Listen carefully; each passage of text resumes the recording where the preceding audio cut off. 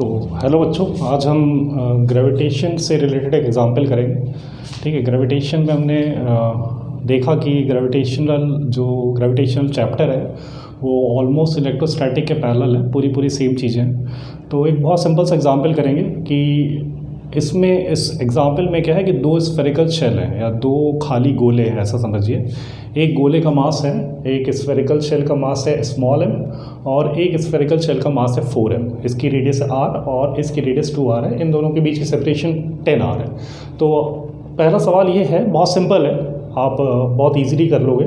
पहला सवाल ये है कि सिस्टम की टोटल एनर्जी क्या होगी, इस सिस्टम की टोटल पोटेंशियल एनर्जी क्या होगी। तो एग्जांपल नंबर 1 कि find the total potential energy of the system. Find the potential energy of the system.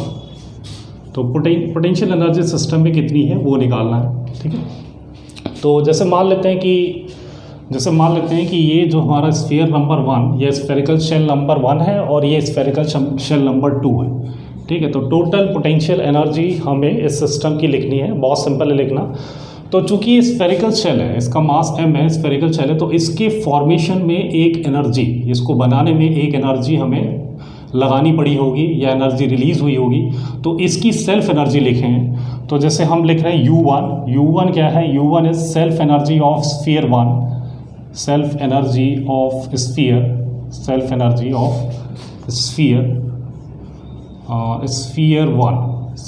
Of sphere 1 and is equal to, तो हमने लास्ट लेक्चर में पढ़ा है कि एक हॉलो स्फेरिकल शेल की जो है सेल्फ एनर्जी कितनी होती है।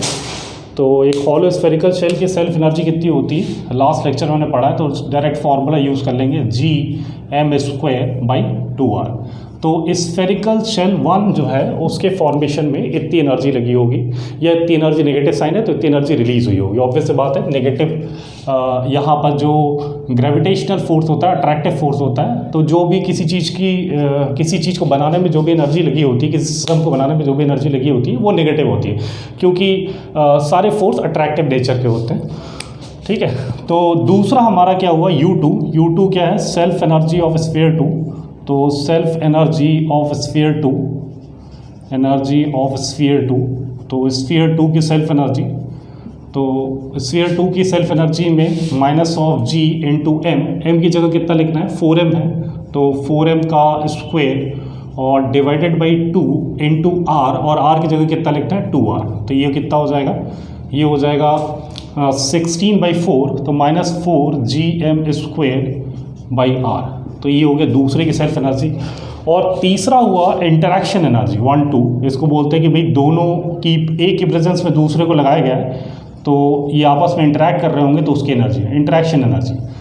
ठीक है, तो तीसरा हुआ इंटरेक्शन एनर्जी, ये लिखना है हमें। ठीक है, बहुत सिंपल सवाल है भाई। एक खोखला गोला है तो उसकी एनर्जी कितनी होती है, उसका फॉर्मूला है, कैसे निकाला है वो हमने इलेक्ट्रोस्टैटिक पढ़ा है। वो एनर्जी कहाँ स्टोर्ड होती है ये हमने पढ़ा है, क्योंकि हमें पता है कि जैसे ये गोला है इसकी एनर्जी कहाँ स्टोर्ड होगी, तो आप कहोगे स्फीयर के बाहर जो एनर्जी स्टोर्ड होगी। क्यों? क्योंकि स्फीयर के अंदर ग्रेविटेशनल फील्ड की वैल्यू होती है 0। सिमिलरली इसकी एनर्जी कहाँ स्टोर्ड होगी, तो स्फीयर के बाहर पूरे स्पेस पे स्टोर्ड होगी, क्योंकि इस सिस्टम के अंदर या स्फीयर के अंदर ग्रेविटेशनल फील्ड की वैल्यू क्या होती है, 0 होती है। तो ये दोनों की सेल्फ एनर्जी कि इस गोले को बनाने में इतनी एनर्जी रिलीज हो गई है। नेगेटिव साइन का मतलब इतनी एनर्जी रिलीज हो गई। ठीक है, अब इंटरेक्शन एनर्जी की इसकी प्रेजेंस में हमने इसको बनाया है या फिर इसकी प्रेजेंस में हमने इसको बनाया है, तो इंटरेक्शन एनर्जी कैसे लिखें।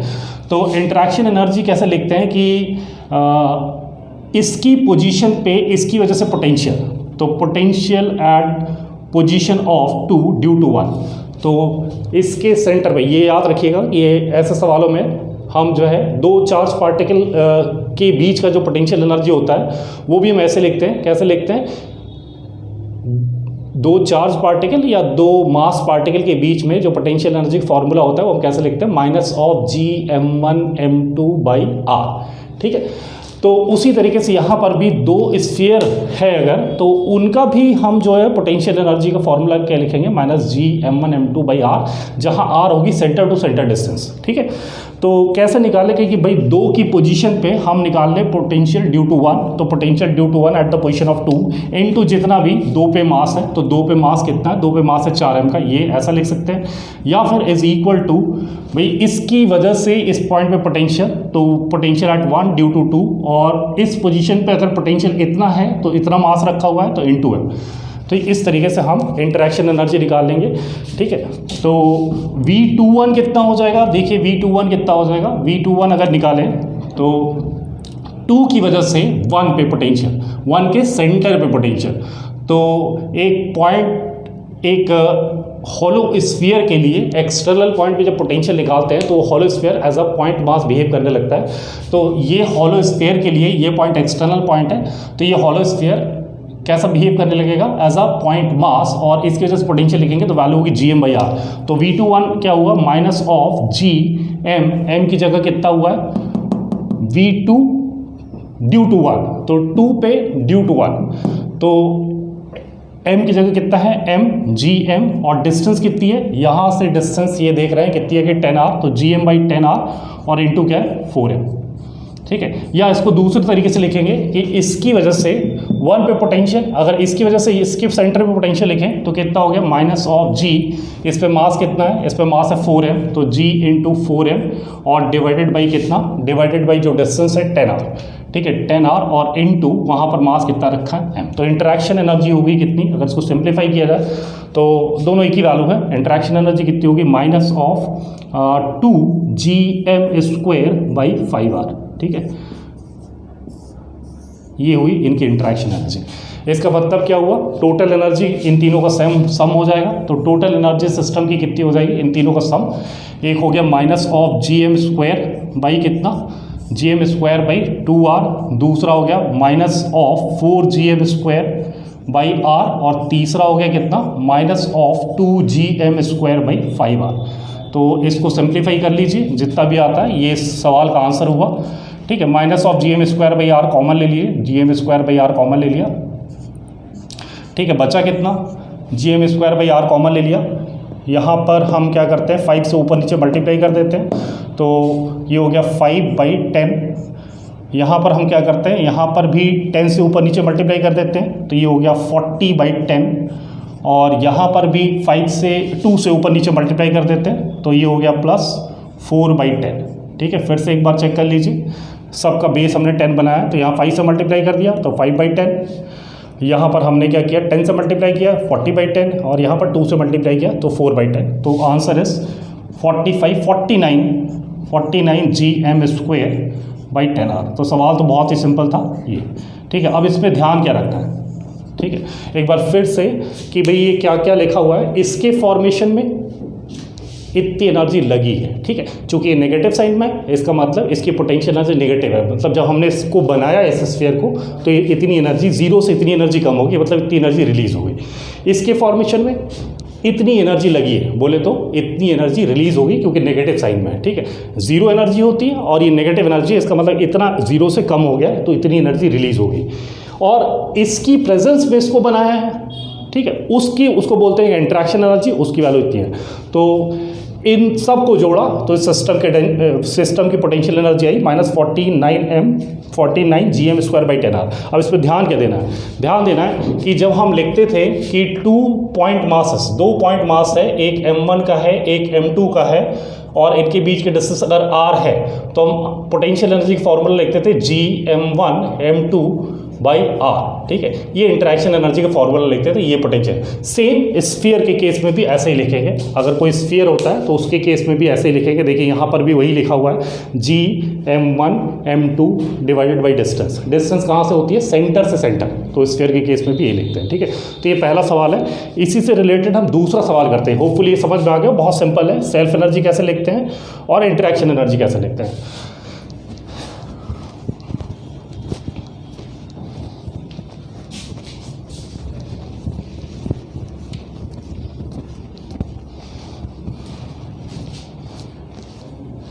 ठीक है, सवाल नंबर 2, ये ध्यान देना आपको कि भाई इन सवालों को कैसे किया जा रहा है, वही कंसेप्ट है, वही आपको दिमाग में रखना है। सवाल नंबर 2 कि if system is released from the shown position, ठीक है, if the system is released from shown position, ये जैसा पिक्चर में दिखाया गया इस पोजीशन से रिलीज कर दिया गया, तो रिलीज करेंगे तो क्या होगा, हमें पता है दो मासेस एक दूसरे को अट्रैक्ट करते हैं, अगर कोई रेजिस्टिव फोर्स नहीं होगा, कहीं कोई और फोर्स नहीं होगा, तो ये उसको अपनी ओर खींचेगा, वो इसको अपनी ओर खींचेगा, दोनों जाके लड़ जाएंगे। ठीक है, तो if the system is release from shown position then find the speed of each sphere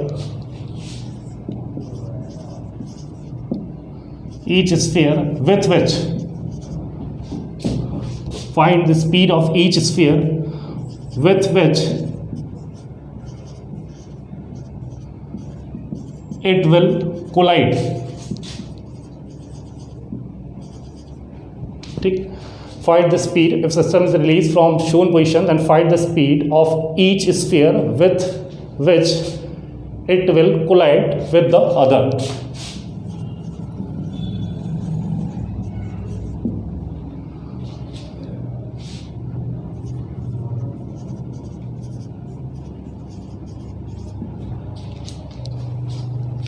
ठीक है, तो हमें क्या करना है, जब इन दोनों को रिलीज करेंगे तो ये दोनों आपस में एक दूसरे के पास जाना स्टार्ट करेंगे, क्योंकि इनके बीच का फोर्स क्या है, ग्रेविटेशनल अट्रैक्शन फोर्स है।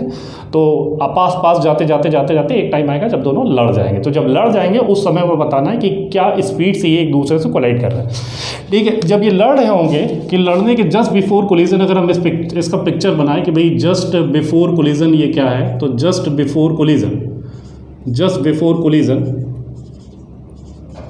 तो जस्ट बिफोर कोलिजन ये एकदम कांटेक्ट में होने चाहिए। तो ये कांटेक्ट में हमने बना दी कि भी जस्ट बिफोर कोलिजन ये कांटेक्ट में, तो जस्ट बिफोर कोलिजन ये ऐसे कांटेक्ट में आ रहा है। ठीक है, एक जो है दूसरे की तरफ भाग रहा है, तो लेट सपोज इसकी स्पीड है v1 और लेट सपोज इसकी स्पीड है v2।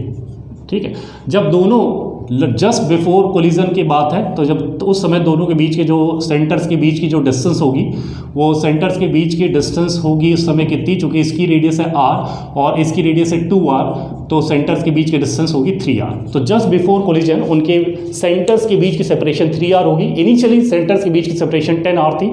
इसका मतलब देखो, ये बॉल ना टूटी ना ये बॉल टूटी, इसका मतलब इसकी सेल्फ एनर्जी में कोई नुकसान नहीं हुआ, इसकी सेल्फ एनर्जी में कोई नुकसान नहीं हुआ, क्योंकि पहले भी ये बॉल्स थी और बाद में भी ये बॉल्स है। ठीक है, तो नुकसान किस में हुआ या चेंज किस में हुआ, बस इनके बीच का जो इंटरेक्शन एनर्जी है वो चेंज हो गई। तो इनिशियल इंटरेक्शन एनर्जी कुछ और थी, फाइनल इंटरेक्शन एनर्जी कुछ और है। ऑब्वियसली बात है, जब छोड़ेंगे तो इंटरेक्शन एनर्जी में जो है लॉस होगा, तभी वो लॉस काइनेटिक एनर्जी में कन्वर्ट हो जाएगा। तो ये हमें निकालना है कि किस स्पीड से वो एक दूसरे से कोलाइड करेंगे। तो पहले निकालें कि भाई स्पीड आई कहाँ से, स्पीड आई क्योंकि इसकी ग्रेविटेशनल पोटेंशियल एनर्जी या फिर बोले तो इनकी इंटरेक्शन एनर्जी सिस्टम की कम हो गई है, और जो जितने भी अमाउंट से कम हुई है वो किस में कन्वर्ट हो गया, काइनेटिक एनर्जी में कन्वर्ट हो गया। ठीक है, तो पहले निकाला जब भाई इंटरेक्शन एनर्जी कितने अमाउंट से कम हुई है, तो इंटरेक्शन एनर्जी इनिशियली की बात करें, सेल्फ एनर्जी यहाँ नहीं लिख रहे हैं क्योंकि न बॉल पहले भी बॉल थी और बॉल बाद में भी बॉल है, तो इसकी जितनी सेल्फ एनर्जी अभी है उतनी बाद में भी होगी। तो इसका मतलब उसमें कोई नुकसान नहीं है। नुकसान किस में हुआ है, इंटरेक्शन एनर्जी में। और दो स्फेरिकल पार्टिकल का या दो स्फेयर्स का जिनके बीच की डिस्टेंस r है, उनका पोटेंशियल एनर्जी या इंटरेक्शन एनर्जी कैसे लिखते हैं, लास्ट क्वेश्चन में हमने डिस्कस किया। तो इसका इनिशियल इंटरेक्शन एनर्जी क्या हो जाएगा, g, और m1 की जगह लिखेंगे क्या, m, और m2 की जगह लिखेंगे 4m, और उनके बीच की डिस्टेंस कितनी थी, 10r। तो ये इनिशियल इनकी इंटरेक्शन एनर्जी है। तो ये कितना हो गया, लिखा ही था पहले, ये हो गया -2gm²/5r। तो ये इनिशियल एनर्जी है, इक्वेशन नंबर 1। और दूसरा, जब ये कोलिजन से जस्ट पहले की बात करें, तो कोलिजन से जस्ट पहले वो वाला फिगर होगा, उस समय सेंटर टू सेंटर डिस्टेंस होगी 3r। तो उस समय अगर वैल्यू लिखें तो पोटेंशियल एनर्जी या इंटरेक्शन एनर्जी क्या हो जाएगी, gmm4m और डिवाइडेड बाई 3r। तो ये इंटरेक्शन एनर्जी हो जाएगी। और इसको सिंप्लीफाई करें तो कितना आ गया, ये -4gm²/3r। ठीक है, तो कुछ ना कुछ लॉस हुआ होगा तभी वो काइनेटिक एनर्जी में गेन हुआ है। तो यहाँ से हम देख लें कि भाई कितना लॉस हुआ है। तो लॉस इन इंटरेक्शन एनर्जी या लॉस इन पोटेंशियल एनर्जी, तो जो लॉस हुआ है वही गेन हुआ है। लॉस कितना हुआ है, तो इनिशियल जितनी एनर्जी इनिशियल थी माइनस जितनी एनर्जी फाइनल बची है, 10 रुपये पहले थे, 5 रुपये बाद बचे हैं, तो कितना लॉस हुआ है, 5 रुपये का लॉस हुआ है, उसको चेक कर लेते हैं कितना है। तो यू इनिशियल कितना है, you initial is -2gm² by कितना 5r, और माइनस जब लिखेंगे तो वो प्लस हो जाएगा, लिख ही लेते हैं पूरा। तो ये हो गया -4gm² बाई कितना 3r। तो इसको सिंप्लीफाई करते हैं, इसमें पता चल जाएगा लॉस कितना हुआ है, 4gm² -4gm² by 3r। gm² by r common ले लो, gm² बाई r कॉमन ले लिया, ठीक है। यहाँ पे माइनस माइनस प्लस हो गया तो बचा कितना 4/3, और यहाँ पर माइनस बचा कितना 2/5। इसको सिंप्लीफाई करते हैं तो कितना आ गया 5 4 20 -6 14/15। तो ये कितना आ गया 14gm² बाई कितना 15r। इतना जो है लॉस हुआ है। फिर से 5 × 4 कितना हुआ 20, और 3 × 2 6, 20 - 6 14, और divided by 15, 14gm² by 15r का लॉस हुआ है। और ये लॉस किस में चला गया, काइनेटिक एनर्जी में। किसकी काइनेटिक एनर्जी में, दोनों की काइनेटिक एनर्जी में। तो loss is converted into kinetic energy, तो this loss is converted into kinetic energy. तो 4gm² बाई कितना 15r इज इक्वल टू क्या लिखना है, काइनेटिक एनर्जी। काइनेटिक एनर्जी किसकी, इसकी प्लस इसकी, तो दोनों काइनेटिक एनर्जी लिखते हैं। हाफ पहले पार्टिकल का मास m था, उसकी स्पीड हमने ज्यूम की v1, तो हाफ mv1² प्लस हाफ दूसरे पार्टिकल का मास कितना था 4m था, 4m लिख दिया, उसकी स्पीड v2 का है, v2 का स्क्वायर। ये हमारा सॉल्व करना है, ठीक है। ये हमारा आ गया भाई एनर्जी कंजर्वेशन से जितनी एनर्जी लॉस हुई है उतना गेन हुआ है, ठीक है। समझ में आ रही बात। अब बात आती है कि भाई इसमें तो इस इक्वेशन में तो दो अननोन हैं, हमें v1 v2 निकालना है। कैसे निकाला जाए, इस इक्वेशन में कितने अननोन है, दो अननोन है। तो हमें v1 v2 कैसे निकालें हम, तो v1 v2 निकालने के लिए आपको क्लियर है कि क्या करना है, समझ में आ रहा होगा क्या करने वाला हूँ मैं। चूंकि ये सिस्टम पे जो भी फोर्सेस लग रहा है वो एक्शन रिएक्शन पेयर है, मतलब इंटरनल फोर्सेस है। ये उस पर जितना लगा रहा है वो इस पर इतना लगा रहा है, इसका मतलब ये फोर्स क्या इंटरनल है। और इनिशियली चूंकि ये भी रेस्ट पे था, ये भी रेस्ट पे था, दोनों ही रेस्ट पे थे, इसका मतलब इनिशियल लीनियर मोमेंटम सिस्टम का कितना था, 0 था। तो उसी हिसाब से फाइनल लीनियर मोमेंटम भी क्या होना चाहिए, 0 होना चाहिए। तो हमारा दूसरा आ जाएगा कि भाई v1 v2 को कैसे सॉल्व करें। तो v1 v2 को सॉल्व करने के लिए हमारा आ जाएगा कि क्या लगाएंगे, by conservation of linear momentum. तो by conservation of linear momentum by conservation of linear momentum. Initial linear momentum 0 था, तो फाइनल लीनियर मोमेंटम भी 0 होना चाहिए। फाइनल लीनियर मोमेंटम लिखते हैं, इसका मास m है, इसकी स्पीड v1 है, डायरेक्शन उधर है, तो क्या लिखें mv1। लेट सपोज जो है v1 के डायरेक्शन को पॉजिटिव माना, अगर v1 के डायरेक्शन पॉजिटिव माना तो v2 की डायरेक्शन नेगेटिव हो जाएगी। इसका मास कितना है 4 है, इसकी स्पीड v2 मानिए, तो कितना हो जाएगा -4m × v2, mm कैंसिल हो गया, इससे आगे v1 इज इक्वल टू कितना 4v2। तो v1 is equal to 4v2 आ गया। इससे अब हम एक इक्वेशन ये हो गई, एक इक्वेशन ये हो गई, दो इक्वेशन है, दो अननोन है, सॉल्व कर लेंगे, कर भी लेते हैं, ठीक है। कंसेप्ट हो गया हमारा, बाकी तो सिर्फ कैलकुलेशन पार्ट है या सॉल्विंग पार्ट है, वो हम कर लेते हैं, लेकिन कंसेप्ट हो गया तो बहुत आसानी समझ में आ गया कैसे करना है, ठीक है। तो अब हम इसको सॉल्व करते हैं, तो सॉल्व कैसे करें, ये लिखा हुआ है। तो v1 की वैल्यू जो है, v1 की वैल्यू 4v2 पुट कर दो, तो 14gm² by 15r, 14gm² by 15r is equal to half into m, और v1 को 4v2 पुट कर दो, ये कितना हो जाएगा 16v2², और प्लस हाफ इंटू 4m और इंटू क्या v2², ठीक है। तो v2 पता चल जाएगा तो v1 भी पता चल जाएगा, m से m कैंसिल हो गया, ठीक है, और ये कैंसिल हो गया, 2 बचा, ये कैंसिल हो गया, 8 बचा, 8 और 2 10, तो कितना आ गया 14gm by 15r, 14gm by 15r is equal to, ये 2 से ये कैंसिल करके 8 कर दिया, m तो कैंसिल हो ही गया, तो 8v2², और यहाँ पर भी 2 से 4 कैंसिल किया, 2 बच गया, 2v2², तो ये कितना हो गया 10v2²। तो 10v2² सिंप्लीफाई करते हैं, ठीक है, सिंप्लीफाई करते हैं, तो v2² इज इक्वल टू कितना हो गया, एक 2 से 2 कैंसिल हो गया, ये नीचे आ गया, तो कितना हो गया 7gm और 5, 15 × 5, 15 5 75, तो 75r का स्क्वायर रूट, तो ये आ गया V2। और चूँकि V2 आ गया तो V1 भी आ गया। क्यों? क्योंकि हमें पता है V1 इज़ 4V2, तो V1 कितना हो गया? V1 is equal to 4 times √7 GM/75r। ठीक है, तो इस तरीके से हम V1 V2 कैलकुलेट कर लिए। ठीक है, दोनों को रिलीज़ कर दिया जाए। ठीक है, अब पूछे जब दोनों को, और भी सवाल बन सकते हैं, जैसे पूछा जाए कि भाई दोनों को रिलीज़ कर दिया जाए तो उस समय दोनों की स्पीड बताइए, उस इंस्टेंट पे जब दोनों की स्पीड बताइए जब उनके बीच की सेपरेशन 5r हो जाती है। तो यही कंसेप्ट यूज़ करेंगे। ठीक है, जब उनके बीच की सेपरेशन 5r हो जाती है तो 5r पे पोटेंशियल एनर्जी निकालेंगे, उस पर देखेंगे कितना लॉस हुआ है, उसको काइनेटिक एनर्जी से इक्वेट कर देंगे और कंजर्वेशन ऑफ मोमेंटम भी अप्लाई करना पड़ेगा। ठीक है, इसी से रिलेटेड हम एक तीसरा सवाल बनाते हैं। लेट सपोज कि हमने इस लाइन के लॉन्ग, ये जो लाइन है इस लाइन के लॉन्ग एक पार्टिकल को, एक स्मॉल पार्टिकल को फेंका है। ठीक है, एक स्मॉल पार्टिकल को फेंका है किस लाइन के लॉन्ग, जो लाइन बनी हुई है इस लाइन के लॉन्ग। अब पार्टिकल इज थ्रोन। ठीक है, एक स्मॉल पार्टिकल को हमने इस लाइन के लॉन्ग फेंका है। ये m मास का था, ये हमारा r था, r रेडियस थी, m मास था इसका। तो एक पार्टिकल को हमने बड़े वाले स्फीयर से इस डायरेक्शन में ऐसे थ्रो किया, दोनों के सेंटर को ज्वाइन करने वाली लाइन के अलावा ऐसा हमने m मास के पार्टिकल को थ्रो किया। ठीक है, तो बताना क्या है, लिख देते हैं सवाल कि a particle of mass m is thrown from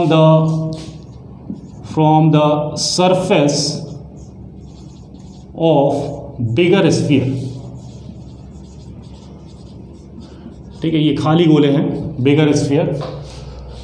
ठीक है, particle mass m is thrown from the surface of bigger sphere as shown, जैसा कि इस फिगर में दिखाया गया है। Find the least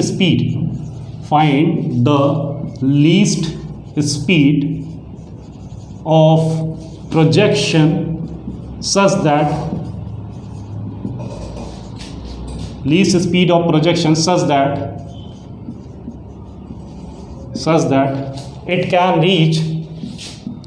it can reach the surface of smaller sphere। ठीक है, ये हमारा सवाल है कि भाई एक पार्टिकल को इसके सरफेस से फेंका गया है, किस डायरेक्शन में फेंका गया है, दोनों के सेंटर्स को ज्वाइन करने वाली लाइन के लॉन्ग फेंका गया है, कितनी कम से कम स्पीड से फेंके कि भाई यहाँ पे पहुँच जाए।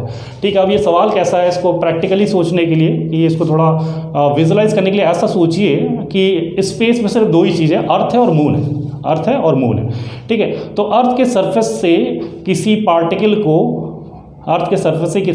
को हमने फेंका, कितनी मिनिमम स्पीड से फेंके सच दैट, और स्पेस में कुछ नहीं है, सिर्फ अर्थ है और मून है।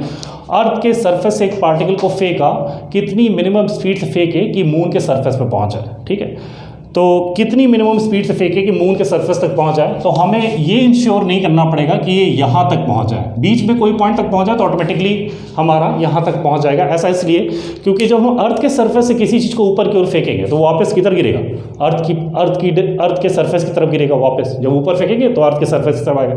इसका मतलब अर्थ के सरफेस पे अर्थ की फील्ड डोमिनेट कर रही है। ठीक है, उसी तरीके से अगर सोचिए, इमेजिन करिए मून के सरफेस पे पहुंच जाए और मून के सरफेस पे किसी चीज़ को हमने ऊपर फेंका तो वापस वो कहाँ गिरेगा, वो मून के सरफेस पे ही गिरेगा। इसका मतलब मून के सरफेस के या मून के नियर बाई स्पेस में मून की फील्ड डोमिनेट कर रही है और अर्थ के नियर बाई स्पेस में अर्थ की फील्ड डोमिनेट कर रही है। ठीक है, इसका मतलब अर्थ के सरफेस से जब हम ऊपर फेंकेंगे तो अर्थ के सरफेस पे गिरेगा। क्यों? क्योंकि अर्थ की फील्ड डोमिनेट कर रही है। और मून के सरफेस से किसी पार्टिकल को अगर ऊपर फेंकेंगे तो मून के सरफेस वापस गिर जाएगा। क्यों? क्योंकि मून की फील्ड डोमिनेट कर रही है।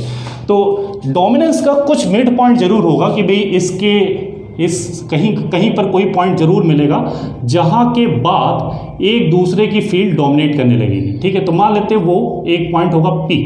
ठीक है, क्या मतलब हुआ कि P पॉइंट तक किसकी फील्ड डोमिनेट करेगी, इसकी फील्ड, और P पॉइंट के बाद किसकी फील्ड डोमिनेट करने लगेगी, मून की फील्ड। ठीक है, ऐसा समझिए, समझ में आ रही बात। ठीक है, क्यों? क्योंकि दोनों की अट्रैक्टिव फील्ड है, दोनों के कोई भी मास अगर हम फेंकेंगे या कोई भी मास बीच में होगा तो ये अपनी ओर खींच रहा होगा, ये अपनी ओर खींच रहा होगा, दोनों अपनी ओर खींच रहे होंगे, जो जीतेगा वो बाजी मार ले जाएगा। समझ में आ रही बात? तो अगर इसके नियर बाई पॉइंट पर वो मास हुआ तो ये ज़्यादा तेज खींच लेगा, ठीक है। तो और अगर इसके नियर बाई वो पार्टिकल हुआ तो ये ज़्यादा तेज खींच लेगा। इसका मतलब कहीं ना कहीं ऐसा मिड पॉइंट जरूर आएगा, कहीं ना कहीं ऐसा पॉइंट जरूर आएगा जहाँ पे दोनों का खिंचाव इक्वल होगा और ऑपोजिट डायरेक्शन, मतलब नेट फील्ड की वैल्यू 0 होगी।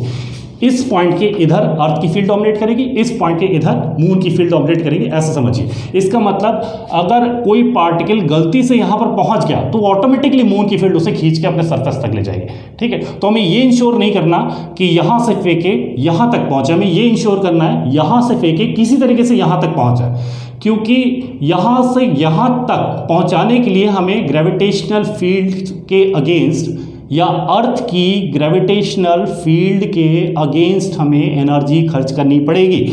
और इस पॉइंट तक अगर वो पहुंच गया तो वो मून की ग्रेविटेशनल फील्ड में आ जाएगा, या इस पॉइंट के इधर मून की ग्रेविटेशनल फील्ड डोमिनेट कर रही है तो वो ऑटोमेटिकली अपने उधर चला जाएगा। बात समझ में आ रही है? तो हमें यहाँ से यहाँ तक एनर्जी खर्च करके नहीं भेजना है, हमें सिर्फ भेजना है यहाँ से वहाँ तक जहाँ तक अर्थ की फील्ड डोमिनेट कर रही है। तो हमें पता करना पड़ेगा भाई पी पॉइंट कहाँ है, ठीक है।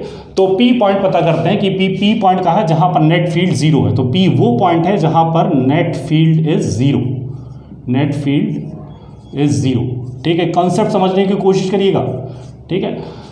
तो P वो पॉइंट है जहाँ पर नेट फील्ड इज 0।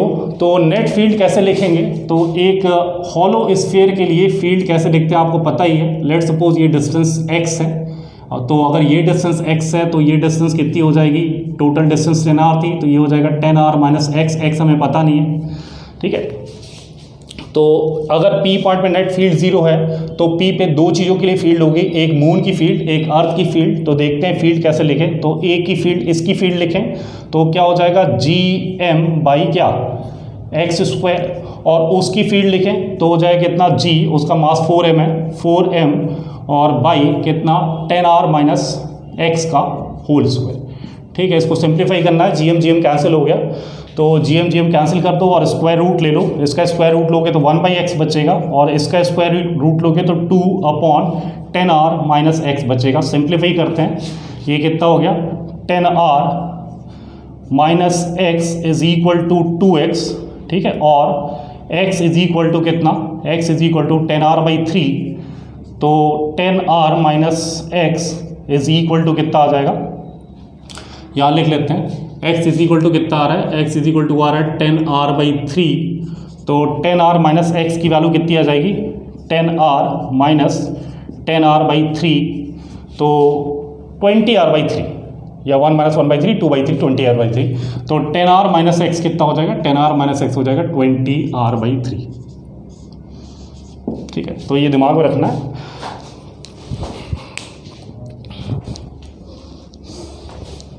तो हमने पता कर लिया भाई किस पॉइंट तक पहुंचा दिया जाए, कि कहाँ तक जो हमारा पहुंचाने में दिक्कत होगी, P तक पहुंचाने में दिक्कत होगी, क्योंकि P तक अर्थ की ग्रेविटेशनल फील्ड डोमिनेट कर रही है, मतलब अर्थ अपनी सब चीज़ों को अपनी ओर खींच ले रहा है वापस।